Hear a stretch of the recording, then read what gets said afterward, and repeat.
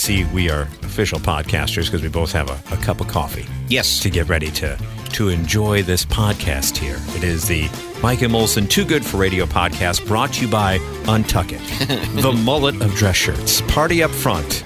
Or, excuse me, business up front, party in the back. Yeah, you got to hand it to them, though. That's some clever. I never thought that you could make a living saying, you know what? Sometimes you don't want to tuck your shirt in, and you need a special magical shirt. Does that ever look good, though? Untucked shirts. The untucked shirts, unless you're doing the real casual, like I'm wearing a dress shirt with jeans. Right. That's about it. No one walks into a job interview and be like, "Hey, you know why you want to hire me? Untuck It. Untuck It's got me the job." We will start off with Election Day is right around the corner. And I don't know about you, Johnny, but I've been inundated with mailers and Facebook ads and everything else so ubiquitous that I don't even pay attention to them. Yeah. And right underneath my nose, it wasn't until brought to national attention when I was watching The Late Show that underneath our nose the entire time has been a name so hilarious, I cannot believe we have not touched upon it as of yet. And now that I say touched upon it and I give the name, I don't think I could say that. Yeah. But Comptroller Susana Mendoza has a gentleman who appears in one of her ads. And it's split second in this ad called Growth Spurt. And the gentleman's name is, he's a farmer, so thank God for what all he does. But the gentleman's name is Dick Bigger Jr., which means there was a Dick Bigger Sr. Dick Bigger Sr., yeah. And I wonder, and I ask you, Johnny, because now on her YouTube page with all her ads, there is now a Dick Bigger Jr. outtake section. Yeah, it seems as though Comptroller Mendoza knew that she had lightning in a bottle. Correct. With Farmer Bigger. Farmer Bigger Jr.? Yeah. Because he's terrible in the outtakes. He can't even get a full sentence out without falling apart. And so it's just a flash of a second that's in the actual commercial that they use. But I think she just said, you know what, we're going to shoehorn this in. I'll get on Jimmy Kimmel's show, which she ended up happening. And on Late Show, my ad's going to get nationwide exposure because of Dick Bigger Jr. Yeah. Can I say exposure because of Dick Bigger Jr.? And, you know... Why does he... Is his actual given name Dick? Why wouldn't... I mean, what's wrong with Rich? Right. I'm assuming it would have been Richard Bigger Jr. And even then... But I guess he's in on the joke as well. Is there going to be a Dick Bigger the Third? Yeah. I don't know if there's a Dick Bigger the Third out there. But I'm with you. I think whoever found him from her campaign, kudos to you. Yeah. Because you knew... Good, bad, and different, you were going to get publicity out of that gentleman being in there. Where do you get your eggplants? I get them from Farmer Dick. Where else? Where else would I get my zucchini? I don't want to go to Dick Bigger Smaller for my zucchinis. I want Dick Bigger Jr. for my zucchinis. Speaking of crotches. Yeah. We could rename this podcast Sex and Poo because basically...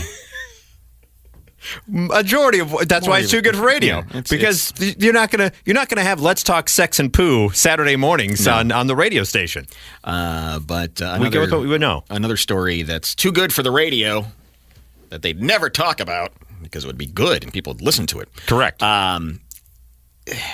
Question going around is why men touch their crotch so much. Do you ever do it unintentionally when you don't realize it? Well, yes. And I think I thought that was the answer. Because not unintentionally, it's just something's moved and you got to kind of, resettle got to rebalance the... Yes, you have a choice, especially when you're out in public and you obviously shouldn't be going to that area when you're out in public. Mm-hmm. But there's a choice to your point when things move of... I can look like a crazy person and all of a sudden I walk on normal ground like I'm just getting off a horse to unloosen things. Or I can look around, make sure no one's looking, and quickly maneuver it out of the way. According to Reddit, the bastion of knowledge. The tight science that they have there is that men touch their penis between 23 and 30 times a day. That seems high. I think so. Are they including when you're supposed to, like in the restroom? Well, and that's, or this just above the clothes grazing or moving of things? But we've all seen it. Why does walking around with one hand buried near your crotch skew specifically male, and why the utter lack of shame while doing it? A psychotherapist from Dublin said, I would say that belonging is an important part of well-being, and that guys do that to feel like they belong to the tribe of guys. It's like, I've got a penis as well, kind of a thing. Nice penis. Good to see you. Got the penis. Yeah. Penis. Nice penis. Good to see you. According to scientific evidence, one doctor says that low intensity physical touch releases oxytocin in the brain. It has many beneficial effects on our health and well-being. For instance, it reduces anxiety. So when you're stressed out, you're just going, there it is. I still got it. There it is. One fella says, I never do it in public. There are men that do that. I'm not one of them. He said, I do it unconsciously during a news, a film. It isn't sexual at all. It's like a special blanket. What? Yeah. Dick Bigger Jr.? And so this is kind of where I go askew from this article is there must be some sort of crotch touching going on that I'm not aware of. I mean, they're talking about a lot of active crotch touching here. And I think whenever I'm making contact with it, it's usually just kind of an adjustment or it's something, something pulled, something. Yeah, a weird fold in the underwear or something. I don't find myself at a theater watching a horror movie or feeling anxiety and be like, oh, thank God. Mm-hmm. Like you're right. To me, it's like something has gone askew. Or the other one is the horror of, did I zip my pants back up after the restroom? Do you ever have that situation where you're like, oh, yeah. I know I'm going in a public place. I'm already out of my car. Mm-hmm. I'm walking towards that public place. Oh, did I zip this morning? And you kind of have to look and like, okay, there I zipped. Yeah, you do the thing where at least this is what I do, is I'll sort of like subtly slide my hand along my belt, just like I'm just, here's my belt. And if I feel like a surprise opening, it's like, that's a good way to go about it with this. But you're right. This is saying that there's a lot more to it than just readjustment. It sounds like there are guys out there that do just, like either in the pants or through the pocket or something, feel the need to just like grab onto it for some sort of connection. Anytime it's more than. Even, and that one guy says, I don't do it in public. I just do it in movies or doing the news or whatever. It's like, okay. I think anytime it's more than a second or two to maneuver things, there's an issue going on deeper than just maneuverability at that point, right? If you notice yourself with your hands in your trousers in public, or if someone warns you about it, first I would like to reassure you that it's a normal urge unless it's getting compulsive, says one doctor. However, it's not okay to walk around in public fidgeting with your private parts. I think we can all agree on that. Yeah, if you're walking around like at the airport fidgeting with your private parts, everyone's going to go, I hope that guy's not sitting next to me. Yeah, I'm just trying to think of a scenario where you would fidget that much. Unless you're in a batter's box of a Major League Baseball game, then okay. Yeah.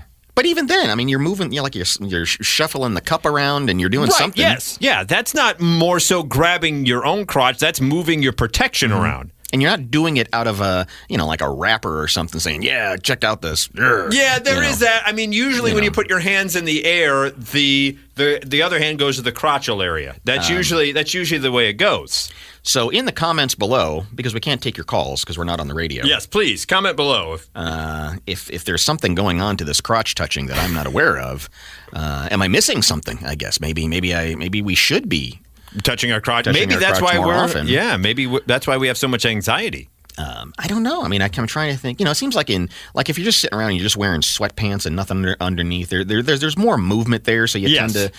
But I don't know, man. I just don't. I tend to wear just like gym shorts to bed, and consciously at times there's things. But you gotta, right? Yes, because things escape. Right. Exactly. That's my biggest fear. Is like, so I'm so accustomed to wearing gym shorts to bed that I have to consciously, if like we have an overnight guest at our house, to wake up in the morning and put an extra layer of protection on before I just wander out there. Because when you get to with gym shorts, if you move a certain way, there are things that can't be unseen. Frankly, I don't think women appreciate how hard it is It's being very a guy. difficult. I mean, It is really, extremely difficult. They've got it so good. So easy. Everything's just handed to them, and we've got stuff. You know, we got It's things we got to take care of. There's stuff moving when it's not supposed to, and there's just, we got to think about.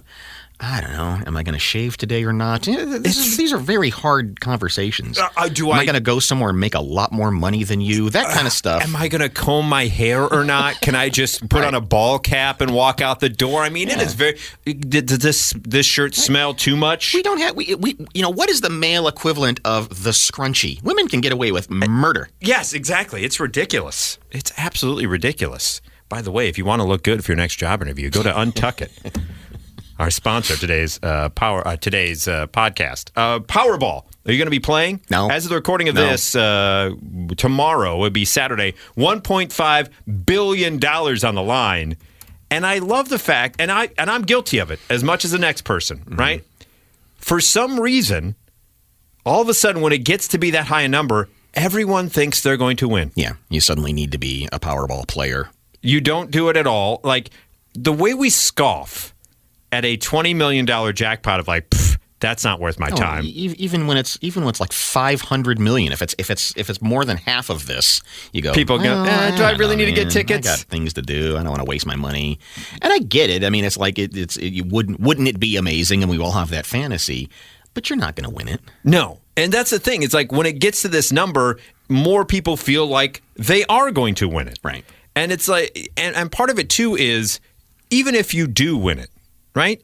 I don't think people realize it, and I'm going to get my tickets, but I don't think enough people realize, like, your life, it goes crazy at that point. Even if you can stay anonymous, but there is so much that comes with that people don't even fathom. Granted, I'd figure it out. Yes, I mean it's easier to figure out. I'd hire someone to help me figure it out. Yes, but you're right. I mean, there are so many horror stories of people just their whole lives turn upside down, and they end up in no better shape than they were before without the money. Well, I had the conversation with my wife about if we win or whatever or whatnot, wouldn't it be great? And my father-in-law was in town. He's like, oh, you'd buy a private jet. I'm like, no. A jet? What are you going to do with a jet? Right, exactly. They're just like, well, you could charter one. You could charter a private jet. I'm like, no. I'm like, the only thing that would change for me is I would still fly good old Southwest, but I pay the $80 to make sure I'm with A1 or A15. And they just laughed at me. I'm like, because that's just who I am, right? Yeah. Even with the money, like I don't need a jet. Like paying that much money seems wasteful to me. Like it's hard for me to comprehend.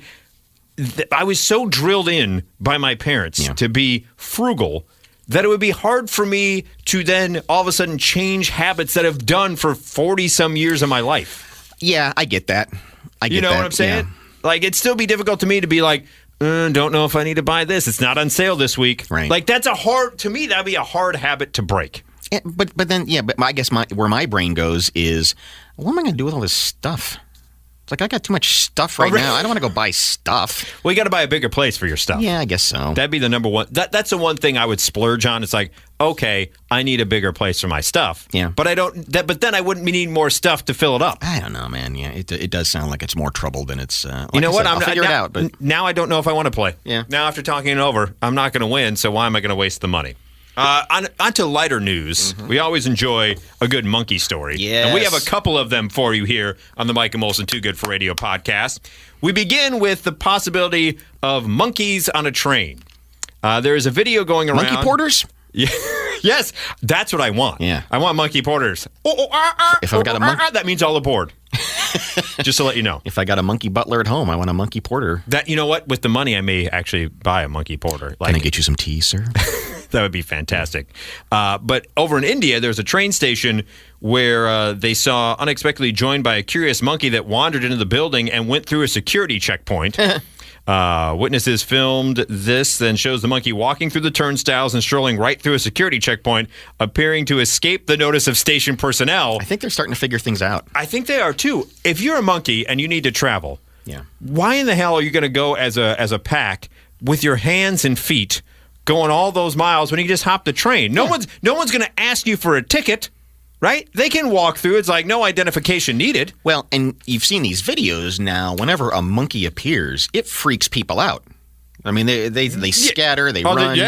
So the monkey can just like walk on, start kicking people out of the first class coach, and I didn't think about that. Just put its feet up. And they can just get the entire bar cart to themselves. On to Dubai or wherever the train's going. Right, exactly. Then I love to see the monkey then pull the thing to stop the train. Like this is my next stop. Like yeah, I saw a banana. Yeah. They figure things out between the buses and the trains. And actually, I would pay extra for a monkey train. To your point, monkey porters and everything else. That'd be fantastic. Monkey engineers, because really, I bet you could train. I'm sorry for the train engineers who are listening. But I bet you could. I bet you could train a monkey to figure that out. I think you could. I'm sure you could. Because in the space race, remember back in the 50s, it wasn't a human that we sent into space first. No, they were out there first. We sent monkeys up there. Yeah, we sent the chimps. They were there first, and to see how it went. Yeah. And as the space race is heating up again, and we're all excited about Elon's rocket or Jeff Bezos' rocket, but China Dick Bigger Jr.'s rocket, Untucket rocket. Of course, China is in the space race. They're trying to get to the moon as well. And they've asked an interesting question that has been asked before of, hey, what happens on these longer space missions, or if we're going to colonize Mars, at some point we've got to have the talk, right? We've got to talk about the birds and the bees. Yeah, sex and poop here more. Space sex. Space X, space sex. And so one of the officials from the Chinese Academy of Sciences says these experiments are going to help with colonization. They said some studies might involve mice and macaques carried out to see how long they grow or even reproduce in space. So they're talking about monkey sex in space. Monkey sex in space, which is a great movie on Pornhub right now. If you haven't seen it yet, you know that there's kink into that. It's going to if there's someone listening to this podcast right now that is going to go check that later on after they get done listening. Now, here's something that didn't occur to me here on the Sex and Poop podcast. S&P. In the early days of the space race, you could send a monkey with a diaper up and bring it back down and everything was fine. Mm-hmm. But they're saying, hey, on these longer missions, you've got to deal with monkey waste. Yeah. And, if they're going to put them up there for that long and they have to have access to it. You've got to feed them. You've got to figure something out. So you can't send monkeys up privately to go in the next room and, hey, why don't you and Mrs. Monkey get it on in there? You've got to send astronauts up there to help out, right? But then you run into the panda situation, correct? Right. Like you got to make sure that they're feeling the mood. Like, how do you set the mood for the monkey? Which is another space challenge. Astronauts typically have lower blood pressure. Correct. So it's so there's some arousal issues that go I'm sure. on there. Monkeys, believe it or not, don't fully understand zero gravity. So I'm sure that'll freak them out. That's going to mess with their world. That's going to freak them out. And so, if they're all stressed out and they're punching each other because they can't seem to get on the floor. So there's all these other things that I never thought about. And it comes to the point, it's like, you know what? You're just going to have to do this with humans. Yeah, you're just going to have to do this with humans. Going back to your bad lighting and just have some porn space sex. I was going to say, going back to your point, by 2030, we're all going to be in some type of porno. But let me ask you this: you're a space nerd. Would you sign up to be a part of that? Oh, the first space sex mission? Yeah, boldly going where no man has gone before. Yeah, I think that. Yeah, if my country needs me, NASA, if you're listening. Johnny Molson will answer that call, ladies and gentlemen. We don't do these things because they're easy. We do them because they are hard. And in zero gravity. Including that monkey's erection. Yeah. You know who else will do it? Dick Bigger Jr. Yeah. He'll be there for him. And finally, in the Too Good for Radio podcast, I ask you this, Johnny Molson, because it has irked me more than it probably should. And I am very much, if nothing else, over the years we've known each other and the years we're actually on the radio, not too good for it. I was very much always a to each their own person, pretty laid back. But this has irked me to no end.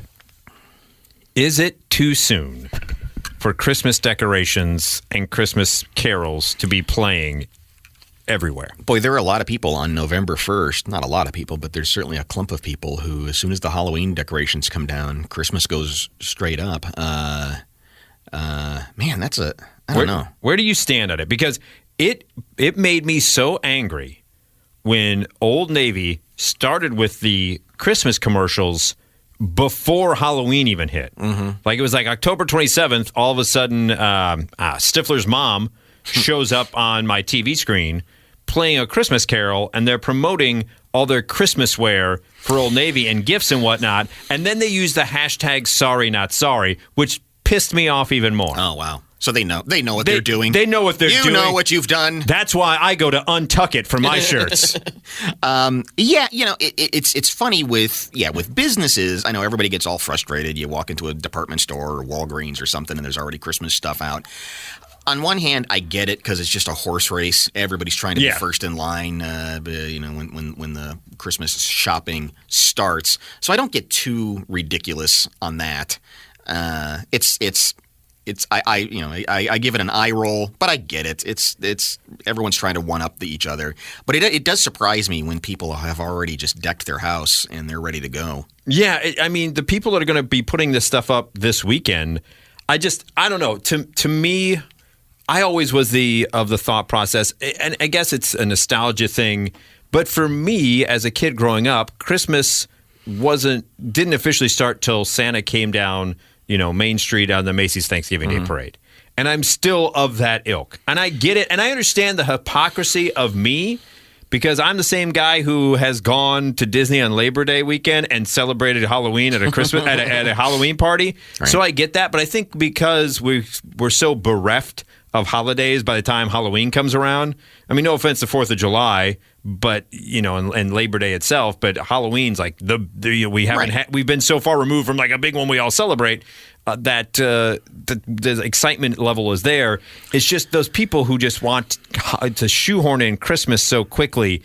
I don't know. It bugs me. I think Thanksgiving has just become an afterthought. Well, and that's just it. I think it throws unnecessary shade on Thanksgiving, or it just neglects Thanksgiving, which is a superior holiday. Oh, I agree. You sit around, you eat stuff, and you laugh with your family. There's no expectations, no obligations. You don't have to bring a gift. Maybe you bring a pie, or maybe you bring a side dish or a bottle of wine. Expectations are low. It's exactly what a holiday should be. You hang out with family, eat food, and laugh. And nap. And take a big nap. Thanksgiving may be the best holiday there is. I think so. Thanksgiving. Hot take alert. Thanksgiving may be our best holiday, and we are just throwing it to the curb for no reason. Followed closely by 4th of July. Again, yes, another one. A no-obligation holiday. You maybe bring a dish to pass. That's easy. You drink, and you blow stuff up. And you blow things up. I think those are the two best. Christmas can go to hell. You know what? Valentine's Day, expectations are high. Valentine's Day is birthdays. It's just really it's that disparity between the expectations and the reality. Even Halloween, for much that I love it, there is anxiety of a costume anymore. Yeah. Of a costume, what costumes they wear. There's also the anxiety of what's the best candy. How do I make sure that I don't get my house egged and everything else. Shouldn't be. Thanksgiving is far superior. No and it gets no love because all these ding-dongs are out there with their wreaths and everything else already. I agree. You're missing out on a fantastic holiday. And you know what the best thing about Thanksgiving is as well? If you feel like you eat too much, there's a perfect shirt to cover it up called Untuck It that you can go to right now. Yes. Proud sponsor, not really, of the Too Good for Radio podcast. No. And we don't have any sponsors because I don't think anyone knows we're doing this. No. We are 31. I mean, everybody's listening to it, but I don't think anybody here in the building. No, they don't know. They just think they're like, oh, Johnny's here, and they're in the studio that we would use for radio, but this is too damn good for it. Yeah. And I do want to mention real quick, as the World Series winds down, you brought up a great marketing campaign that has not been addressed by one of our other sponsors, Nugenics.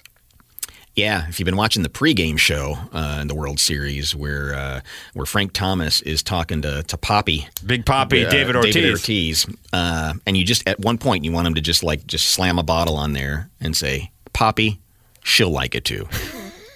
And Big Pop, he just grabs it and runs. Yeah, that'd be fantastic. It's a missed opportunity. It is a missed opportunity. I don't know how Big Poppy, she'll like it too. Yeah. I mean, that just sells itself. That's also a video on Pornhub.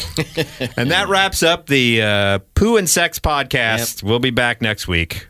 Subscribe, like. Thanks for listening.